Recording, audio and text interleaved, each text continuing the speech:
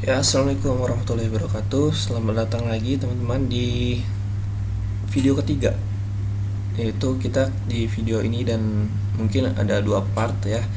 Dan video selanjutnya kita akan membahas tentang tipe data, variabel dan sintaks input. Oke. Jadi ini adalah kode program yang sebelumnya kita hapus dulu.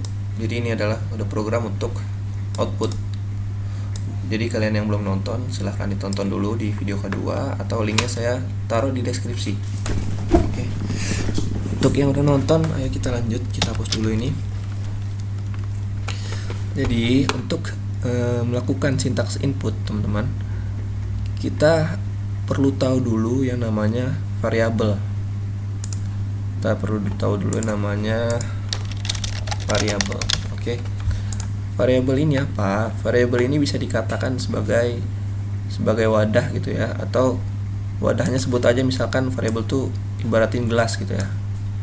Misal kita buat variabel A gitu, gelas A misalkan. Kita kasih gelas A misalkan ya. Nah, gelas ini nantinya bakal kita masukkan data atau ya data dalamnya gitu. Misal kita masukin data kita masukkan data. Nah, data ini memiliki beberapa. Data ini bisa berupa angka, kata-kata, atau angka koma-komaan gitu pokoknya. Data inilah yang bakal kita masukkan ke variabel gitu. Nah, yang kata-kata atau angka koma-komaan atau angka gitu, itu bisa kita sebut dengan tipe data. Tapi dikenal dengan tipe data gitu ya. Tapi kita akan bahas sekarang ya. Misal tipe data itu ada banyak teman-teman. Jadi tapi yang kita bahas di sini itu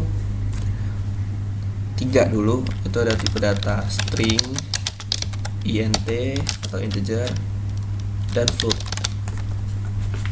Jadi string ini adalah tipe data yang akan dipakai untuk menampung data berupa kata-kata gitu, atau kalimat atau paragraf gitu. Ini string. Tapi paragraf enggak sih kayaknya. Nah, habis itu ada integer. Integer ini adalah tipe data yang digunakan untuk menampung tipe data yang berupa angka bulat. Jadi nggak koma-komaan gitu. 9, 10, 11 dan sebagainya. Selanjutnya ada float. Float ini adalah untuk menampung angka juga. Jadi dia berupa angka, tapi angka tersebut itu merupakan angka koma-komaan gitu. Misal 7,2, 8,1 gitu. Itu pakai float. Jadi diingat dulu ini 3 tipe data dasar. Oke. Selanjutnya kita akan belajar bagaimana cara membuat variabel. Cara membuat variabel itu yaitu tipe data, kemudian spasi, nama variabel, titik koma. Oh iya, terus si variabel ini nilai data, untuk memasukkan data atau nilai ke variabel ini itu bisa menggunakan 2 cara, yaitu menggunakan langsung dideklarasikan di awal atau menggunakan sintaks input, teman-teman. Oke, kita coba aja dulu ya biar nggak bingung. Misal kita akan membuat variabel bertipe data string. Kita ketik dulu stringnya. String misalkan string A. Gitu ya. Misal string A ini langsung kita masukkan sebuah data. Untuk masukkan data di variabel bertipe string, kita perlu pakai tanda petik, teman-teman. Misal string variabel A ini digunakan untuk menampung nama misalkan namanya Jatmiko misalkan, Jatmiko. Oke. Nah, ini variabel ini bisa di cout. bisa dikeluarkan isi dari variabel ini dengan menggunakan sintaks yang sudah dipelajari di video sebelumnya, menggunakan sintaks cout. Cout bedanya, kalau misalkan kita mengeluarkan kata-kata kan tadi pakai tanda petik, misalkan kita keluarkan Jatmiko gitu, tanda petik ya, titik koma. Nah tapi kalau misalkan kita mengeluarkan nilai dari variabel, mengoutputkan nilai dari variabel, kita cukup tulis variabelnya aja. Oke. Jadi cout A gitu. Misal kita run dulu, yang akan keluar adalah, nah yang akan keluar adalah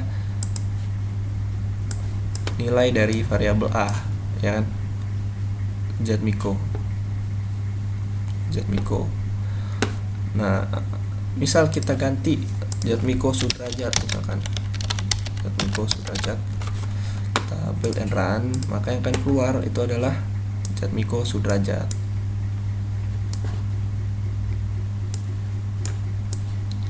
Itu ya teman-teman.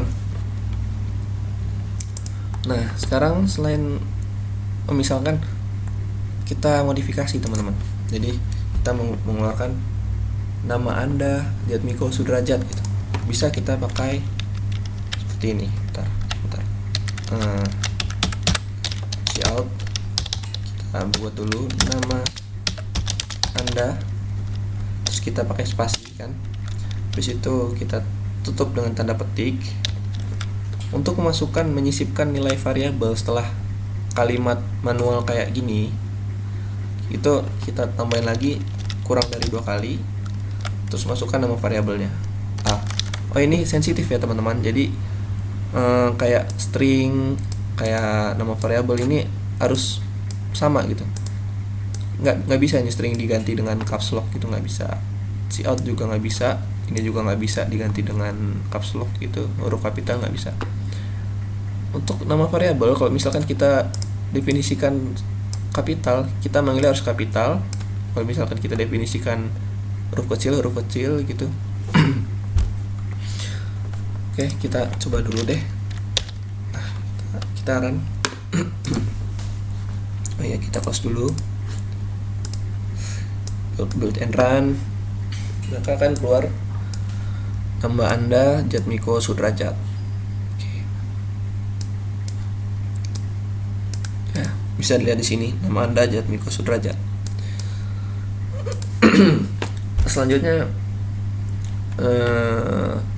oh iya, peraturan nama variabel itu kita nggak bisa pakai spasi. Misalkan nama saya, ini nggak bisa, ini nggak bisa ya. Kalau misalkan kalian mau masukkan variabel 2 kata, kalian harus pakai underscore tuh. Oke. Misalkan ini tetap kita biarin. Sekarang kita akan belajar masukkan variabel bertipe data integer angka lahir, misalkan nama variabelnya tgl. Cara memasukkan integer itu kita nggak perlu tanda petik kayak yang di string. Jadi integer tgl kita masukkan langsung misalkan 24 gitu ya, langsung nggak pakai tanda petik, ditutup dengan titik koma. Nah, kita output di sini tgl. Misal kita ini aja nama Anda, terus kita taruh lagi endline untuk endle, dan kita taruh cout lahir tanggal tgl, maka akan muncul ketika di run seperti ini. Nah seperti ini, nama Anda Jatmiko Sudrajat, lahir tanggal 24 dari mana? Dari nilai tgl. Oke. Saya rasa video part 1 cukup, akan dilanjutkan video part 2. Jadi ditunggu untuk video part 2 nya. Untuk yang telah menonton, terima kasih. Wassalamualaikum warahmatullahi wabarakatuh.